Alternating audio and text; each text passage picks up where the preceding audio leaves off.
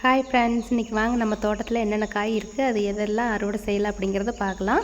First பாருங்கள், நம்ம காராமணி, அதாவது பைத்தங்காயின்னு சொல்லுவோம். நம்ம ஊரில் காராமணின்னு சொல்கிறாங்க. என்ன பேர் உங்கள் ஊரில் வச்சு சொல்லுவீங்கன்னு மறக்காமல் நமக்கு கமெண்ட்ஸில் சொல்லுங்கள். இந்த காய் பார்த்திங்கன்னா நல்லா நீளமாக கொத்து கொத்தாக பிடிச்சிருக்குங்க. இங்கே பாருங்கள், ஒரு காய் ஒன்று ஒரு முழத்துக்கு மேலேயே இருக்கும். நிறைய அந்த காய் இருக்குது, அறுவடை செஞ்சுக்கலாம். பாருங்கள், இது வந்து நல்லா கொடியே படரும். படர்ந்து இது வந்து கீழே தொங்கும்போது இந்த காய் வந்து நல்லா நீளமாக நம்மளுக்கு காய் தருங்க. இது கொஞ்சம் இருந்தாலே போதும். நல்லா பொரியலுக்கு வந்து டேஸ்ட்டு சூப்பராக இருக்கும். சாம்பாருக்கும் வைக்கலாம். அப்புறம் பாருங்கள், இந்த பூசணிக்காய் வந்து நிறையா காய் இருக்குதுங்க. இதெல்லாம் இன்னும் பச்சைக்காயாக இருக்குது, அறுவடை செய்யல, அதனால் நிறைய இருக்குது. பாய் மட்டும் பார்த்து வைக்கிறேன், எந்த இடத்துல இருக்குது அப்படின்னு சொல்லிட்டு. கொடியில் நிறைய படர்ந்துருக்கு. இது பாருங்கள், மறைஞ்சிட்டு தொங்கிட்டு இருக்குது. எல்லாமே பழுக்கிற பக்குவத்தில் இருக்குதுங்க. இன்னும் ஒரு வாரம் போனால் அதை அறுவடை செஞ்சிடலாம். மறுபடியும் பாருங்கள், இந்த தென்னை மரத்தில் வந்து இது நல்லா படர்ந்துருக்கு. இது வந்து விதைக்காக விட்டுருக்குறேங்க இந்த காய். இது வந்து விதைக்கு காஞ்சப்புறம் நம்ம விதையை எடுத்து வச்சுக்கிட்டா எப்போவுமே நம்ம நட்டு வச்சுக்கலாம்.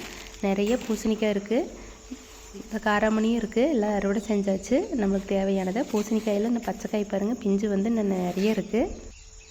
பாருங்கள், இந்த கொடி வந்து நிறைய படர்ந்துருக்கு.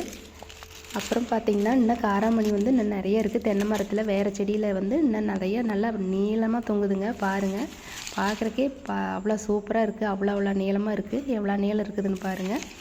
இதெல்லாம் இன்றைக்கி மொத்தமாக நம்ம அறுவடை செஞ்சுக்கலாம்.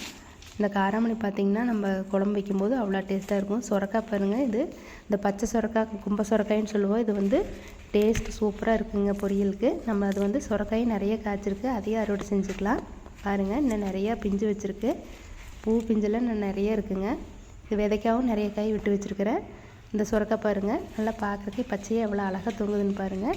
இந்த மாதிரி தென்னை மரத்தில் படர்ந்ததுன்னா பந்தலே தேவையில்லைங்க. நம்மளுக்கு தேவையான காய் எல்லாமே அதில் படர்ந்து இந்த மாதிரி கொடியாக படர்ற செடியெல்லாம் பக்கத்தில் ஊனி விட்டோம்னா நிறைய காய்க்குங்க. அப்புறம் பார்த்திங்கன்னா இந்த பச்சை பீன்ஸ் மாதிரி இருக்கிற லாங் பீன்ஸ்லேயே பச்சை பார்த்திங்கன்னா இதுவும் நல்லாயிருக்கும். பாருங்கள், இதுவும் நிறைய இருக்குது, பறிச்சுக்கிட்டேன்.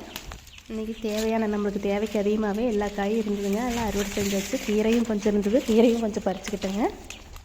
இன்றைக்கி நம்மளுக்கு தோட்டத்துக்கு பக்கம் வந்தோடனே நம்மளுக்கு எல்லா காயும் வீட்டுக்கு தேவையானது எல்லாம் அறுவடை செஞ்சுட்டு. பாருங்கள், இந்த பச்சை சுரக்காய் 5 சுரக்காய் எடுத்துட்டேன். இந்த லாங் பீன்ஸ் பாருங்கள், பொரியலுக்கே எவ்வளோ காய் ஆகும். இந்த பச்சை பீன்ஸும் நிறைய இருக்குதுங்க. அப்புறம் பார்த்திங்கன்னா கொஞ்சம் கீரை அறுவடை செஞ்சுக்கிட்டேன்.